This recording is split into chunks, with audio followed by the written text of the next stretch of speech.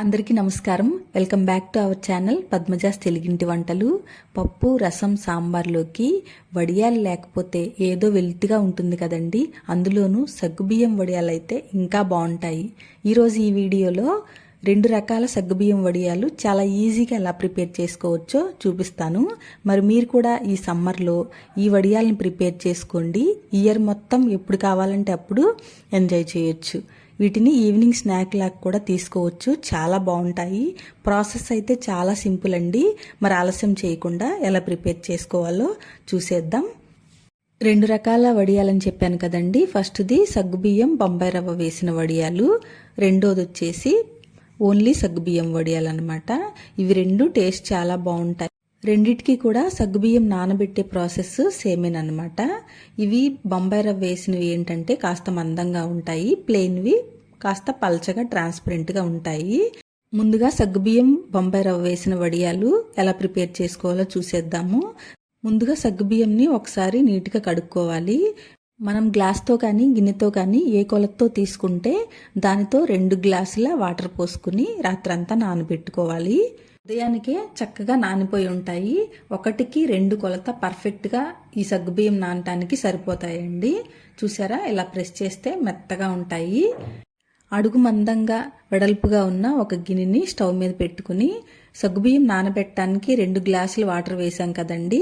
ఇప్పుడు 6 గ్లాసుల వాటర్ తీసుకుంటున్నాను. మొత్తం 8 గ్లాసుల వాటర్ అయితే ఈ సగ్గుబియ్యం బొంబాయి రవ్వ వడియాలకి పర్ఫెక్ట్గా సరిపోతుంది. ఈ వాటర్ని బాయిల్ చేసుకోవాలి. ఇవి బాయిల్ అయ్యేలోపు చూశారు కదా, అల్లం పచ్చిమిర్చిని కాస్త సాల్ట్ వేసుకుని గ్రైండ్ చేసుకుని పక్కన పెట్టుకోవాలి. ఈలోపు వాటర్ బాయిల్ అవుతున్నాయి కదండి. మనం నానబెట్టుకున్న సగ్గుబియ్యంని ఇందులో వేసుకుని గరిటతో కంటిన్యూస్గా కలుపుతూ ఉండాలి, లేకపోతే అడుగు పట్టేస్తాయండి. ఇప్పుడు వీటికి సరిపడా సాల్ట్ వేసుకోవాలి. సాల్ట్ చూసుకుని యాడ్ చేసుకోవాలండి. మనం అల్లం పచ్చిమిర్చి గ్రైండ్ చేసేటప్పుడు కాస్త వేసుకున్నాం కదా. సగ్గుబియ్యం బాగా ఉడకాలండి. చూశారు కదా, ఇలా ట్రాన్స్పరెంట్గా అయ్యే వరకు ఉడకాలి. ఇప్పుడు ఒక బౌల్లో బొంబాయి రవ్వ తీసుకుని దీన్ని మనం ఉప్మాలో ఎలా వేసుకుంటామో అలా ఉండలు లేకుండా కొంచెం కొంచెం వేసుకుంటూ మిక్స్ చేసుకుంటూ యాడ్ చేసుకోవాలి. ఇది 5 నిమిషాలు ఉడికిన తర్వాత చిక్కబడిపోతుంది. ఇప్పుడు ఇందులో టేబుల్ స్పూన్ జీలకర్ర, మనం ముందుగానే గ్రైండ్ చేసి పెట్టుకున్న అల్లం పచ్చిమిర్చి పేస్ట్ని యాడ్ చేసుకుని మిక్స్ చేసేసుకోవాలి. ఒకసారి సాల్ట్ చెక్ చేసుకోవాలండి. సాల్ట్ ఎప్పుడైనా మనం టేస్ట్ చేసినప్పుడు ఈ సగ్గుబియ్యం వడియాలకి మాత్రం కాస్త తక్కువ ఉంటేనే మనం వడియాలు ఆయిల్లో ఫ్రై చేసుకున్న తర్వాత సరిపోతుంది. చూసి యాడ్ చేసుకోండి. ఇప్పుడు స్టవ్ ఆఫ్ చేసుకుని పూర్తిగా చల్లారనివ్వాలి. సగ్గుబియ్యం వడియాలు కవర్ మీద అయితేనే బాగా వస్తాయండి, క్లాత్ మీద రావు. అందుకనే చల్లారిన తర్వాత మందపాటి కవర్ మీద వేసుకుంటే ఏం ప్రాబ్లం ఉండదు.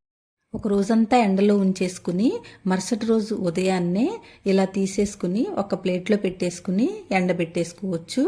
ఒక 2 రోజులు ఎండబెట్టుకుని స్టోర్ చేసుకుంటే ఎన్నాళ్ళైనా ఇవి మంచిగా నిల్వ ఉంటాయన్నమాట. చూశారు కదండి, సగ్గుబియ్యం బొంబాయి రవ్వ వడియాలు రెడీ అయిపోయినట్లే. ప్లెయిన్ సగ్గుబియ్యం వడియాలు ప్రిపేర్ చేసుకోవడానికి కూడా 1కి 2 గ్లాసుల నీళ్లు వేసుకుని రాత్రంతా నానబెట్టేసుకోవాలి. ఉదయానికే నానిపోయి ఉంటాయి కదండి. 2 గ్లాసులు నానబెట్టుకున్నాం కాబట్టి 5 గ్లాసుల నీళ్లు పోసుకుంటే సరిపోతుంది. దీనికి 7 గ్లాసులు అయితే సరిపోతుంది. 5 గ్లాసులు నీళ్లు పోసాను. నీళ్లు మరుగుతున్నాయి కదండి. ఇప్పుడు నానబెట్టుకున్న సగ్గుబియ్యం వేసేసి బాగా కలుపుకోవాలి, లేకపోతే అడుగు పట్టేస్తాయి. ఇవి బాగా కలుపుకున్న తర్వాత బాయిల్ అయ్యేటప్పుడు సాల్ట్ వేసుకోవాలి. దీనికి కూడా అంతేనండి, సాల్ట్ కాస్త తక్కువే వేసుకోవాలి. చూశారు కదా, సగ్గుబియ్యం మంచిగా ఉడికిపోయినాయి. ఇప్పుడు ఇందులో 1 టేబుల్ స్పూన్ జీలకర్ర, మనం ముందుగానే గ్రైండ్ చేసి పెట్టుకున్న అల్లం పచ్చిమిర్చి పేస్ట్ని కూడా యాడ్ చేసుకుని బాగా మిక్స్ చేసేసుకోవాలి. బాగా ఉడికిపోయిన తర్వాత దగ్గర పడిపోయింది చూసారా. ఇప్పుడు స్టవ్ ఆఫ్ చేసేసుకుని పూర్తిగా చల్లారనివ్వాలి. మనం చల్లారిన తర్వాత వేస్తాం కాబట్టి పూర్తిగా చిక్కపడే వరకు స్టవ్ మీద ఉంచకూడదండి. కొంచెం లిక్విడీగా ఉన్నప్పుడే దించేసుకుంటే చల్లారేటప్పటికి కాస్త చిక్కబడుతుంది. చూశారు కదా, ఈ సగ్గుబియ్యం వడియాలని కాస్త దూరంగా వేసుకుంటే ఏంటంటే స్ప్రెడ్ అయినా కూడా స్టిక్కీగా అన్నీ అంటుకోకుండా ఉంటాయి. వీటిని కూడా మరుసటి రోజు ప్లేట్లోకి తీసుకుని 2 రోజులు ఎండబెట్టుకుని స్టోర్ చేసుకుంటే సంవత్సరం అంతా నిల్వ ఉంటాయి. చూశారు కదండి ఎంత క్రిస్పీగా ఉన్నాయో. టేస్ట్ కూడా చాలా బాగుంటుంది. మీరు ఒకసారి ట్రై చేసి ఎలా వచ్చాయో కామెంట్ చేయండి.